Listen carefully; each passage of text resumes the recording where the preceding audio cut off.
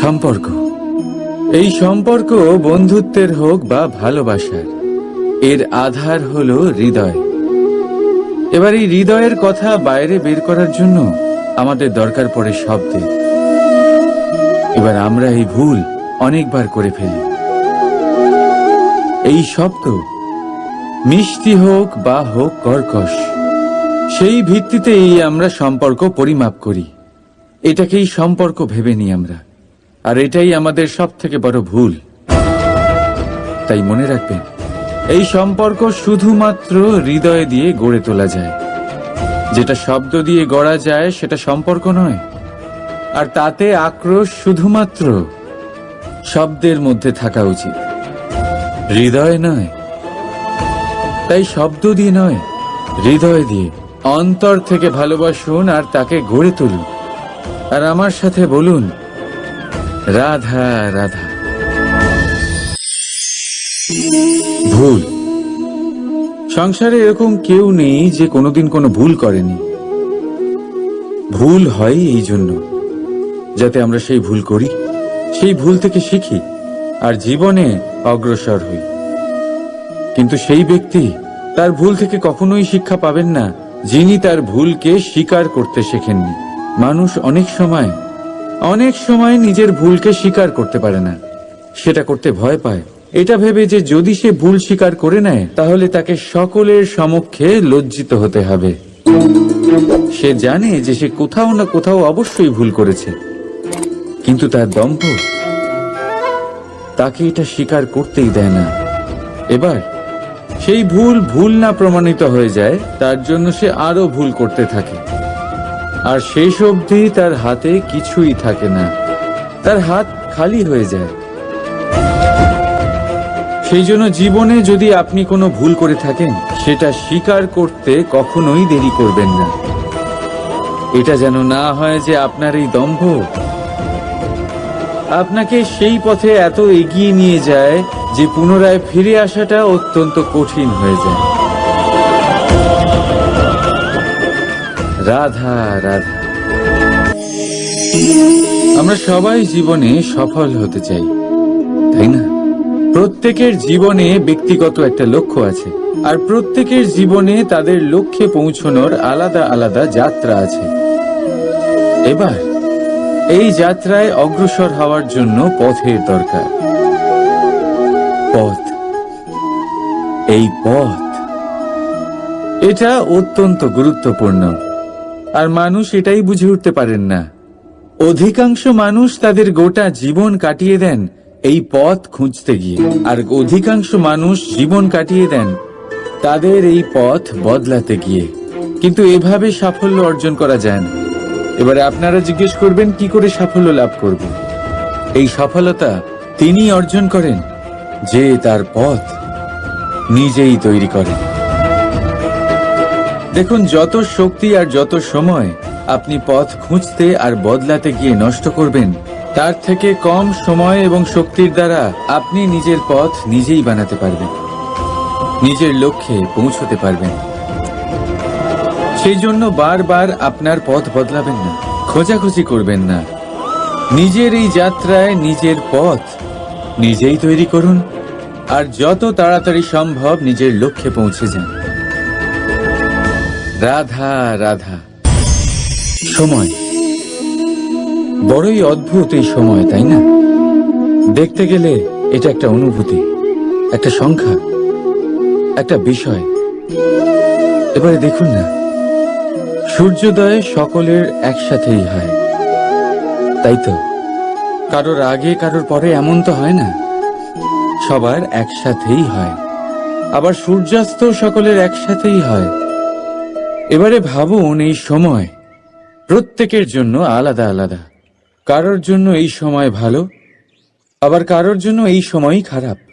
এক্ষুনি এই মুহূর্তে কারোর মুখে সফলতার আলো রয়েছে, আবার কারোর মুখে অসফলতার নিরাশা। এটা কেন? কেন এই সময় কারোর জন্য শ্রেষ্ঠ, আবার কেন তা কাউকে নিরাশ করে? এটার উত্তর হলো আপনার চিন্তা, আপনার কর্ম। যেমন আপনার চিন্তাধারা, তেমন আপনার কর্ম, আর তেমনই হবে আপনার এই সময়। আপনি জীবনে সুখ তখনই পাবেন যখন আপনি কারোর মুখে আশার আলো এনে দেবেন। আপনি আনন্দ তখনই পাবেন যখন আপনি কাউকে খুশি করবেন। হ্যাঁ, এটা ঠিক যে কাউকে খুশি করা সবসময় আপনার হাতে নেই, কিন্তু আপনার হাতে এটা অবশ্যই আছে যে আপনি কাউকে দুঃখ না দেন, কাউকে নিরাশ না করেন। আর কোনো ব্যক্তিকে দুঃখ না দেওয়ার এই চেষ্টাও আপনার কর্মই বটে। আর এই শুভ কর্মের ফল আপনাকে প্রকৃতি অবশ্যই দেবে। তাই মনে রাখবেন, ভালো সময় তারই আসে যে কখনো কারোর খারাপ চায় না। রাধা রাধা। ভাবুন, যদি আপনার পথে, আপনার বাড়িতে, কর্মস্থানে বা যে কোনো জায়গায় আপনি কোনো সাপ দেখতে পান, তবে আপনি কি করেন? সেই সাপের থেকে আপনি দূরে পালাবার চেষ্টা করেন, বা সেই সাপকে আপনি সরিয়ে ফেলার চেষ্টা করেন। চেষ্টা করেন যাতে সাপের থেকে আপনি মুক্তি পান, যাতে সে আপনাকে ছোবল না মারে, তাই না? এবার ভাবুন, যদি সেই বিষধর সাপের কাছে মণি আছে জানতে পারেন, তাহলে কি করবেন? তখন আপনি তাই করবেন, সেই সাপের থেকে দূরে পালানোর চেষ্টা করবেন। এবার দেখুন কি অদ্ভুত ব্যাপার, মানুষ সাপের থেকে দূরে পালাতে থাকে, তার কাছে মণি আছে সেটা জেনেও। কিন্তু এই মানুষ ধনী আর দুষ্ট লোকের কাছে নিজে পায়ে হেঁটে যায়, চেষ্টা করে যে তার উপর ওদের কৃপা দৃষ্টি থাকে, আর এই সব কাজ শুধুমাত্র ধন লাভ করার জন্য। তাই মনে রাখবেন, সে রূপবান হোক বা ধনবান, দুষ্ট তো দুষ্টই থাকে, আর এই দুষ্টদের থেকে দূরে থাকাটাই মঙ্গলজনক। কাছে তাদের রাখুন যাদের মনে প্রেমের অমৃত আছে, কাছে তাদের রাখুন যারা জীবনে কর্মের ওপর নির্ভরশীল। রাধা রাধা।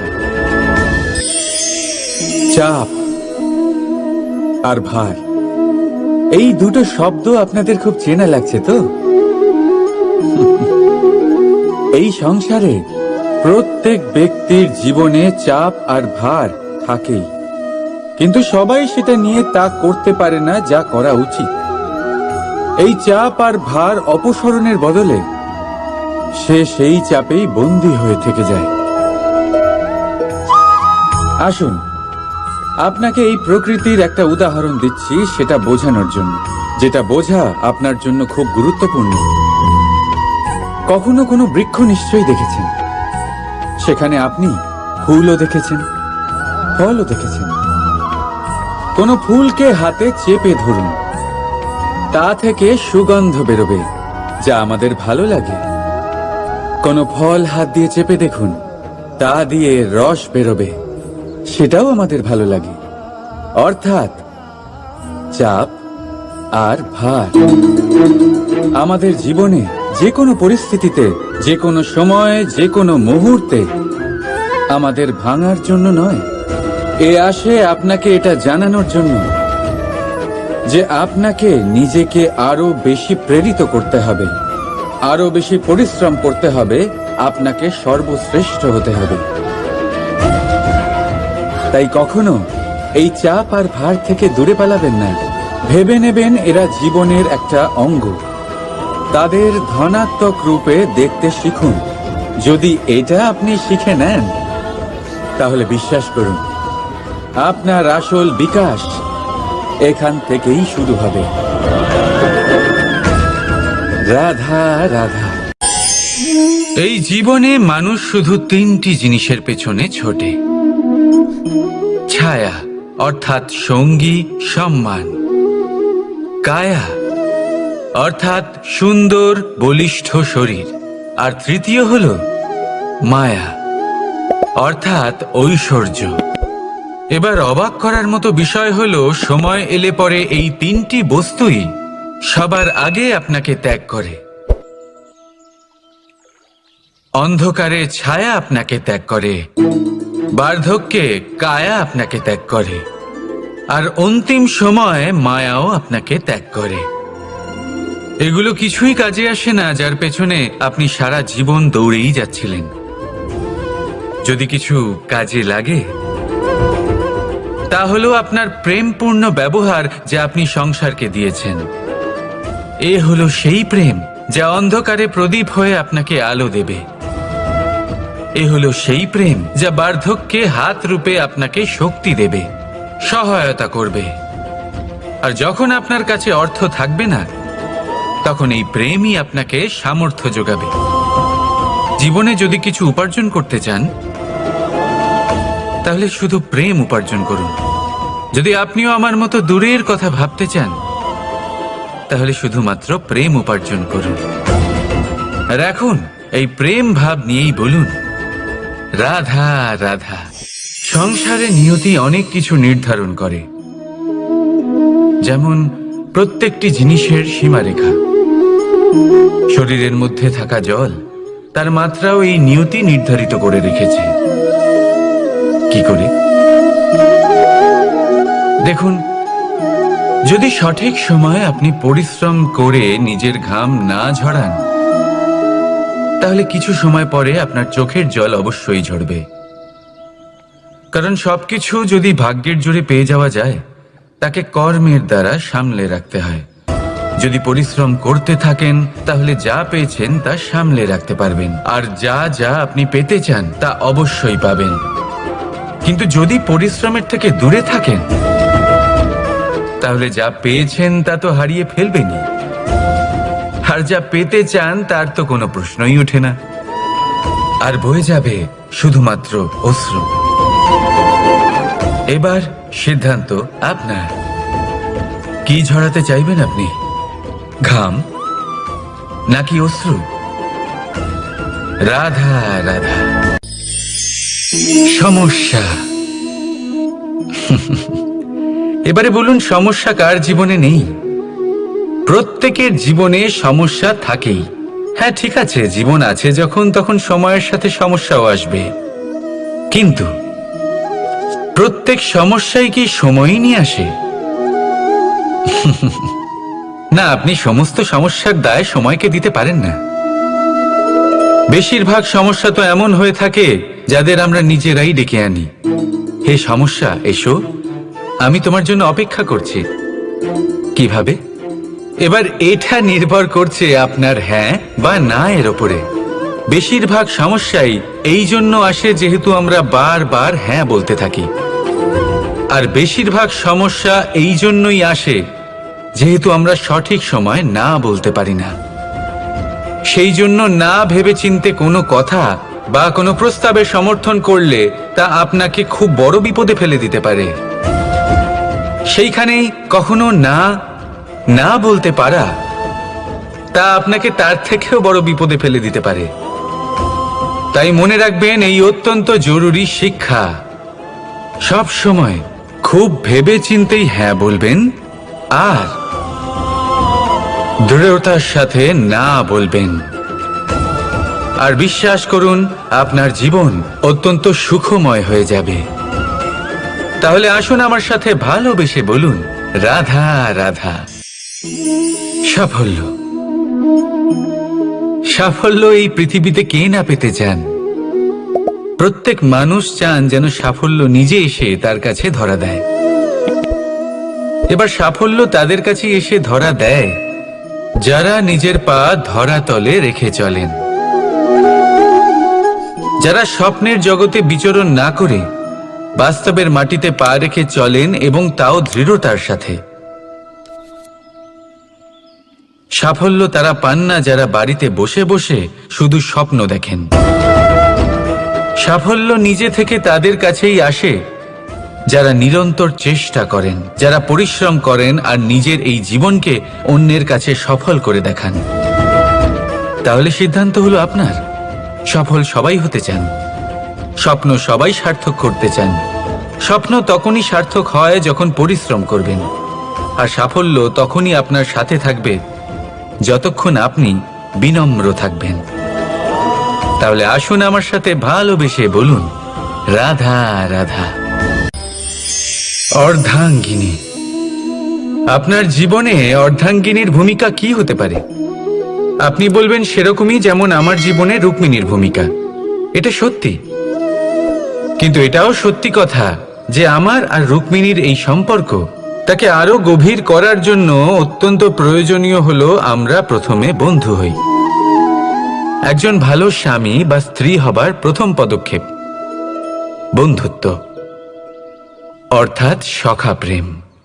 যতক্ষণ না এক স্বামী স্ত্রী নিজেদের সম্পর্কে বন্ধুত্বের মাহাত্ম্য বুঝতে পারবেন না, ততক্ষণ এই সম্পর্ক যেন অপূর্ণ থেকে যাবে।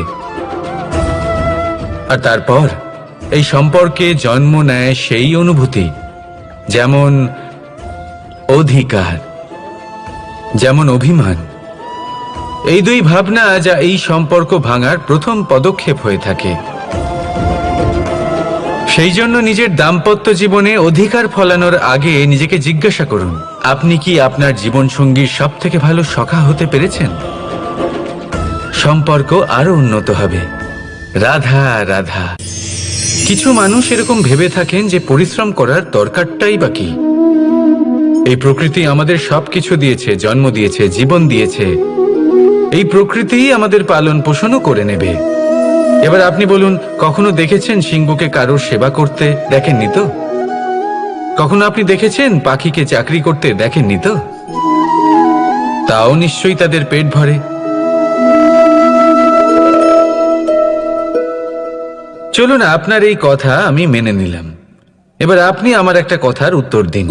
আপনি কখনো দেখেছেন কোনো প্রাণী নিজে হেঁটে এসে সিংহের মুখে এসে বলছে যে আমাকে আপনি খেয়ে ফেলুন, আমাকে নিজের খাদ্য করে নিন, নিজের পেট ভরিয়ে ফেলুন?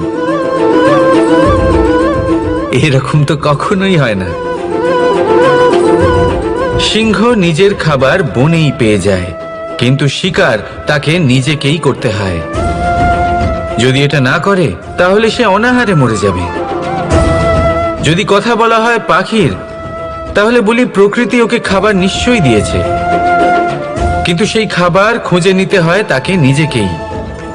নিজেকে বাঁচিয়ে রাখার জন্য বাসা বানাতে হয় তাকে, যার জন্য অত্যন্ত পরিশ্রম করতে হয়। এই পরিশ্রম থেকে বিমুখ হবেন না, কারণ এই পরিশ্রমই অনেক দূর পর্যন্ত আপনার ভাগ্য বানাতে পারে। জীবনের সামনে এগোনোর জন্য আপনাকে পরিশ্রম করতেই হবে। তাহলে আসুন আমার সাথে ভালোবেসে বলুন, রাধা রাধা। লক্ষ্যে পৌঁছানো অত্যন্ত কঠিন হয়। কেউ ভাবেন যে কেন এত কঠিন হয়, কেন এত কষ্ট করতে হয় লক্ষ্যে পৌঁছানোর জন্য? এই লক্ষ্য সরলভাবে কেন আমার কাছে চলে আসে না? চলুন আপনাকে একটা কথা বলি, যদি আপনার লক্ষ্য কঠিন না হয় তাহলে তাকে পাওয়া আপনার পক্ষে অসম্ভব হয়ে উঠবে। লক্ষ্যে পৌঁছানোর এই রাস্তায় আপনি যে কড়া রোদের সম্মুখীন হন, যার থেকে আপনি দূরে পালাতে চান, সেই রোদ আপনাকে প্রেরণা যোগায় যে আপনি এগোতে থাকুন। ভাবুন একজন যাত্রী যে কিনা নিজের লক্ষ্যের দিকে যাচ্ছেন, সেই পথে উনি যদি একটু ছায়া পেয়ে যান আর উনি ওখানে বিশ্রাম নেন, তাহলে তার সাথে তার ভাগ্য গভীর নিদ্রায় সেখানে বিলীন হয়ে যায়। তাই পরিশ্রমের কড়া রোদের থেকে কখনো দূরে পালাবেন না। জীবনে শুধু সামনে এগোতে থাকুন দৃঢ়তার সাথে। আর লক্ষ্য সরল হোক, কঠিন হোক বা অত্যাধিক কঠিন হোক, একটা কথা মনে রাখবেন, যে জীবনের লক্ষ্যে পৌঁছতে পেরেছে সে লক্ষ্য প্রাপ্তির জন্য আফসোস কখনোই করে না। রাধা রাধা। যে কোনো বস্তুর বা প্রাণীর আকার, স্থিতি, পরিস্থিতি বা শক্তি দেখে আপনি কি তার ক্ষমতার অনুমান করতে পারবেন? কখনোই না। আসুন আমি আপনাকে উদাহরণ দিই একটা তলোয়ারের। সেই তলোয়ার যার দ্বারা আপনি অনেক বড় বড় যুদ্ধ জেতেন, বড় বড় রাজাদের পরাস্ত করতে পারেন। এবার আপনি যদি এই তলোয়ার কাউকে দেখিয়ে তার থেকে তার বস্ত্র ছিনিয়ে নেন, তাহলে দেখবেন যখন সেই বস্ত্র ছিঁড়ে যায় তখন একটা ছোট্ট সূচি চমৎকার করতে পারে। তখন এই তলোয়ার কোনো কাজে লাগবে না। সেইভাবেই একটা মাছ কখনো বনে গিয়ে শিকার করতে পারে না, আর সেইভাবেই সিংহ জলের রাজা হতে পারে না। প্রত্যেকের নিজের নিজের দুর্বলতা রয়েছে, প্রত্যেকের নিজের নিজের শক্তি রয়েছে। আর এই প্রকৃতি সবাইকে এইভাবেই বানিয়েছে যে প্রত্যেকের মধ্যে কোনো না কোনো বিশেষ গুণ অবশ্যই থাকে। তাই যদি আপনি নিজের মধ্যে বা অন্যদের মধ্যে শুধুই দোষ দেখতে পান, তাহলে একটু ওপর থেকে দেখুন। সবার মধ্যে বিশেষ গুণ খুঁজে দেখতে শুরু করুন। আপনি বুঝবেন আপনি নিজেও কত বিশেষ আর অন্যরাও কত বিশেষ। আপনি বুঝবেন এই সংসার, এই প্রকৃতি হলো কতটা বিশেষ। তাহলে আসুন আমার সাথে ভালোবেসে বলুন, রাধা রাধা। বিনম্রতা। এই সংসারে অনেক সময় বিনম্র হওয়াকে মাথা নত করা ভেবে ফেলা হয়। আপনি অনেকবার মানুষকে এটা বলতে শুনে থাকবেন যে আমি কখনো কারোর সামনে মাথা নত করি না, কখনো নত হই না, আমি ভেঙে যাব কিন্তু কারোর সামনে নিচু হব না। এবার দেখুন, এই সমস্ত কথা মনের মধ্যে অহংকার উৎপন্ন করে। অহংকার মানুষকে তার পতনের দিকে নিয়ে যায়। একটা গুরুত্বপূর্ণ কথা বুঝে নিন, কারোর সামনে বিনীত হবার মানে এটা নয় যে সামনের মানুষ আপনার থেকে বেশি প্রভাবশালী বা তা হয়ে উঠছেন। এটার মানে এটাও নয় যে আপনি হেরে গেছেন বা হার স্বীকার করে নিচ্ছেন। বুঝে নিন, বেশিরভাগ সময় বিনীত তিনিই থাকেন যিনি আপনার থেকে উঁচু স্থানে আছেন। তাই আপনাকে সেভাবেই কথা বলতে হয়। কারোর সামনে বিনীত হলে, নিচু হলে আপনার স্থান ছোট হয়ে যায় না, কিন্তু আপনার সামনের ব্যক্তির মনে আপনার জন্য সম্মান আর ভালোবাসা অবশ্যই বাড়ে। আপনার অস্তিত্ব বিশাল হয়ে ওঠে। তাহলে নির্বাচন হলো আপনার। কি চয়ন করবেন, বিনম্রতা নাকি অহংকার? রাধা রাধা। বাজের আয়ু হলো মোটামুটি 70 বছর। এবার 40 বছর হতে হতেই ওদের পালক লম্বা এবং ভঙ্গুর হয়ে যেতে থাকে। ঠোঁট বেঁকে যায়, ডানা ভারী হয়ে যায়, অর্থাৎ আগের মতো উঠতে পারে না, সেই শক্তি থাকে না। এবার সেই বাজ কি করবে? বাজ সব থেকে কঠিন নির্বাচন করে, নির্বাচন নিজের পুনর্স্থাপনার।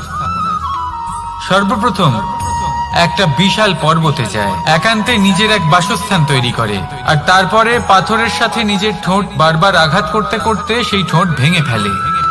তারপরে সে অপেক্ষা করে সেই ঠোঁট পুনর্নির্মাণ হওয়ার। তারপর সেটাই করে নিজের পালকের সাথে। তারপরে নিজের ডানা থেকে এক এক করে ভারী পালকগুলো ছিঁড়ে ফেলে দেয়। আর তারপর 150 দিনের এই যন্ত্রণা সহ্য করার পরে ও ফিরে পায় নিজের ওড়বার অনন্য ক্ষমতা, সেই শক্তি। আর তারপরে ও জীবনের পরবর্তী 30 বছর বাঁচে।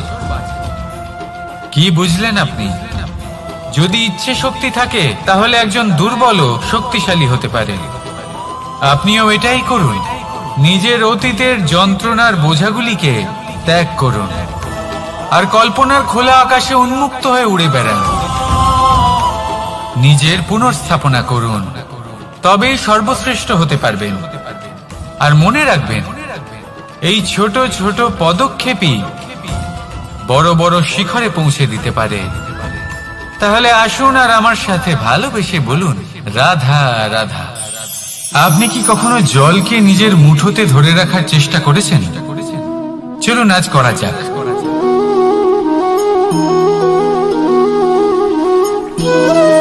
যদি আপনি নিজের মুঠো জোরে বন্ধ করেন, জল ধরে রাখতে পারবেন না। যদি আপনি তাকে এমনি বইতে দেন, তাহলে ও নিজের পথ নিজেই করে নেবে আর আপনার হাতেও থেকে যাবে। আমাদের জীবনও হলো কিছুটা এরকম, জলের মতো। নিজের পথ নিজেই করে নেয় এই জীবন। প্রত্যেক সমস্যার সমাধান নিজেই করে নেয় এই জীবন।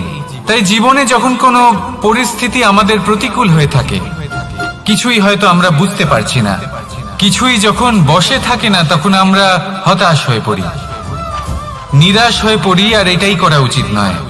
শান্ত মনে দেখতে হবে যে এই জীবনে আসলে কি ঘটে চলেছে। কষ্ট সবাই ভোগ করেন। কষ্ট পেলে কেউ রেগে যান, রেগে গিয়ে পরাক্রম দেখান। এটাই তো করা উচিত নয়। শান্ত মনে সেটাই করতে হবে যা জীবন আমাদের শেখাতে চাইছে। জীবন আমাদের সব শিখিয়ে দেবে, শুধু মনে রাখবেন কখন প্রয়াস করতে হবে আর কখন আমাদের প্রতীক্ষা করতে হবে সেটা আগে আপনাকে বুঝতে হবে। তাহলে আসুন আমার সাথে ভালোবেসে বলুন, রাধা রাধা। বল, শক্তি, পরাক্রম এই সংসারের বিকাশের মূল। কিন্তু কখনো ভেবেছেন যে প্রকৃতি আমাদের এই বল, শক্তি, পরাক্রম কেন দিয়েছেন? যাতে আমরা জীবনে কারোর উদ্ধার করতে পারি, কাউকে সাহায্য করতে পারি, কারোর জন্য ভালো কিছু করতে পারি, কোনো গরিব অসহায় মানুষের জন্য কিছু করতে পারি। এই বল, এই শক্তির সদ্ব্যবহার করতে পারি। কখনো দেখেছেন এমন মানুষ যার কাছে অসীম শক্তি আছে কিন্তু তার সাথেই অসম্ভব অহংকারও রয়েছে, যিনি নিজেকে সর্বশ্রেষ্ঠ বলে মনে করেন, খারাপ কাজও করেন। আপনি দেখবেন প্রকৃতি এবং মানুষ তাকে ভাঙতে সর্বদা চেষ্টা করেন। মনে রাখবেন, যতই সুবিশাল পর্বত হোক না কেন, তা যদি পথে পড়ে তাকে ভেঙে পথ প্রশস্ত করা হয়। যদি আপনার কাছে বল থাকে, শক্তি থাকে, পরাক্রম থাকে, তাহলে তার সদ্ব্যবহার করুন, কাউকে সাহায্য করুন, কাউকে রক্ষা করুন। যদি আপনি আপনার শক্তির দুর্ব্যবহার করেন, তাহলে মনে রাখবেন আপনি নিজের বিনাশ নিজেই আমন্ত্রণ করছেন। এবার বল অর্জন করার পরে, শক্তি অর্জন করার পরে আপনি নিজেকে বিনাশ করতে চান নাকি এই সংসারের উদ্ধার করতে চান, সিদ্ধান্ত আপনার। রাধা রাধা। মানুষ আর ধন, এই দুইয়ের মধ্যে সম্পর্ক খুব ঘনিষ্ঠ। ধন হলো সেই শক্তি যার ব্যবহার মানুষ করে থাকে সাংসারিক বস্তু ক্রয় করার জন্য, নিজের জীবন যাপন করার জন্য। আর মানুষ হলো সেই শক্তি যারা ধনকে গুরুত্বপূর্ণ করে তোলেন। এবার একটা কথা বলি, ব্যবহার করা উচিত ধনকে আর ভালোবাসা উচিত মানুষকে। এটা বেশিরভাগ মানুষই বোঝেন না। মানুষ এখানেই সব থেকে বড় ভুল করে বসেন। তারা ভালোবাসেন ধনকে আর ব্যবহার করেন মানুষকে। এ হলো অনুচিত। দেখুন, আপনি একটা সূচের দ্বারা যুদ্ধ করতে পারবেন না, আর কোনো তলোয়ার দ্বারা বস্ত্র সেলাই করতে পারবেন না, তাই না? কোনটা কিসের জন্য হয় সেটা বোঝা অত্যন্ত জরুরি। আপনিও সঠিক দিকে অগ্রসর হন। মানুষকে ভালোবাসুন আর ধনকে ব্যবহার করুন। যদি আপনি মানুষকে ব্যবহার করেন, তাহলে আপনি ভালোবেসে ফেলবেন ধনকে, আর এই ভালোবাসা ধীরে ধীরে পরিণত হবে লোভে, আর ধীরে ধীরে এটা আপনাকে বিনাশ করে দেবে। তাহলে সমস্ত মানুষকে ভালোবাসুন আর এইভাবে ভালোবেসে বলুন, রাধা রাধা। সাফল্য কে না চান? সাফল্য লাভ করার, শিখরে পৌঁছানোর আলাদাই একটা আনন্দ রয়েছে। আর আপনজনদেরও কে না চান? প্রত্যেক মানুষ চান যেন জীবনে তার কোনো আপনজন থাকে, যারা সব সময় তাদের সাথে থাকবে। কারণ আপনজনের সাথেই তো সাফল্যের আনন্দ সব থেকে বেশি পাওয়া যায়। কিন্তু আসলে কি হয়, অনেক সময় সাফল্যের খোঁজে সেই পথে চলতে চলতে আমরা আপনদের থেকে দূরে চলে যাই। না চাইতেও দূরে চলে যেতে হয়, ওনাদের সাথে সময় কাটাতে পারি না। আর আমরা ভুলে যাই যে সাফল্যের আসল আনন্দ আপনজনদের সাথেই পাওয়া যায়। সফল হওয়ার পরে আপনদের সাথে দেখা হলে তাদের চোখে আমাদের জন্য যে আবেগ থাকে, যে সম্মান, যে প্রেম থাকে, সেটাই হলো আসল পুরস্কার। আমরা সেই কথা ভুলে যাই এবং একা হয়ে পড়ি। বেশিরভাগ সময় এটাই হয়। বেশিরভাগ সময় সফল মানুষগুলি একা হয়ে যান। এবার আপনি কি চান? আপনি অসফল হয়ে দিনগুলি একাকিত্বে কাটাতে চান, নাকি সফল হয়ে আপনজনদের সাথে আনন্দে থাকতে চান? সেই সিদ্ধান্ত আপনার।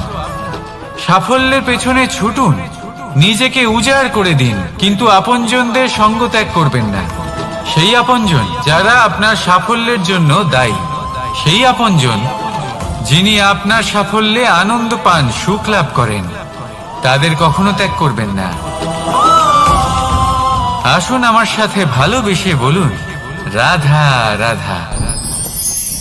ভগবান আর ভক্ত যখন এক আকার হয়ে যায়, যখন ভক্ত তার ভগবানের প্রতি এবং নিজের জীবনের উদ্দেশ্যের প্রতি সম্পূর্ণরূপে সমর্পিত হয়, তখন জন্ম নেয় ভক্তি। এই সংসারের সমস্ত আশা হয়তো আপনার সঙ্গ ত্যাগ করে দিতে পারে, তখনও ভক্তি সাথে থাকবে। ভক্ত আর ভগবান যখন এক আকার হয়ে যায়, তাদের মধ্যে কোনো পার্থক্য থাকে না। তারা এক হয়ে যায়, এক ব্যক্তিত্ব, এক অস্তিত্ব। সেই জন্য কখনো জীবনে যে কোনো রূপেই, যে কোনো প্রকারেই, যে কোনো ঈশ্বরকে মান্য করুন, মনের মধ্যে শ্রদ্ধা ভাব জাগ্রত করুন, মনে ভক্তি ভাব জাগ্রত করুন। এই সমগ্র সংসারে সব কিছু আপনাকে ছেড়ে চলে গেলেও তখনও এই ভক্তি শুধুমাত্র আপনার উত্থান ঘটাবে। তাই মনে ভক্তি জাগ্রত করুন আর আমার সাথে ভালোবেসে বলুন, রাধা রাধা।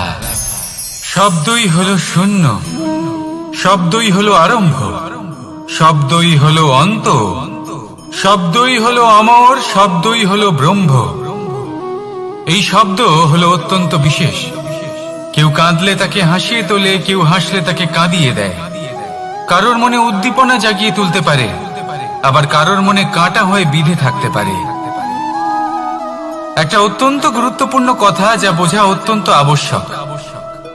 আপনার মন, আপনার হৃদয়ে যতই শুদ্ধ হোক না কেন, যতই পবিত্র হোক না কেন, আপনার দৃষ্টিভঙ্গি যতই স্পষ্ট হোক না কেন, যদি আপনার কথা পবিত্র না হয়, যদি আপনার শব্দ শুদ্ধ না হয়, তাহলে তা আপনাকে আপনার কর্মফল ভোগ করতে বাধ্য করবেই। একটা সহজ উদাহরণ দিই। আপনার জীবনে এমন কেউ অবশ্যই থাকবেন যাকে আপনি পছন্দ করেন না, যিনি হয়তো অধর্মী মানুষ, যিনি হয়তো দুর্বুদ্ধি সম্পন্ন মানুষ, কিন্তু তার জন্য অপশব্দ প্রয়োগ করলে তার মধ্যে কোনো পরিবর্তন আসবে না, তার মানসিকতা বদলাবে না, শুধু মনে প্রতিশোধ স্পৃহা জেগে উঠবে, মনে হিংসা জাগবে, আর কিচ্ছু না। সেই জন্য নিজের শব্দকে নিয়ন্ত্রণ করুন, নিজের কথা সংযত করুন। শ্রেষ্ঠ থেকে শ্রেষ্ঠতর মানুষকেও সাবধানী হতে হয়, কারণ যদি এই শব্দের প্রয়োগ সঠিক না হয়, তাহলে আজীবন মানুষকে নির্বাক হয়ে থাকতে হতে পারে। তাহলে নিজের শব্দ নিয়ন্ত্রিত রাখুন, নিজের কথাকে শুভ করুন, এতে প্রেমবোধ জাগিয়ে তুলুন, আর সেই প্রেমবোধ নিয়েই বলুন, রাধা রাধা।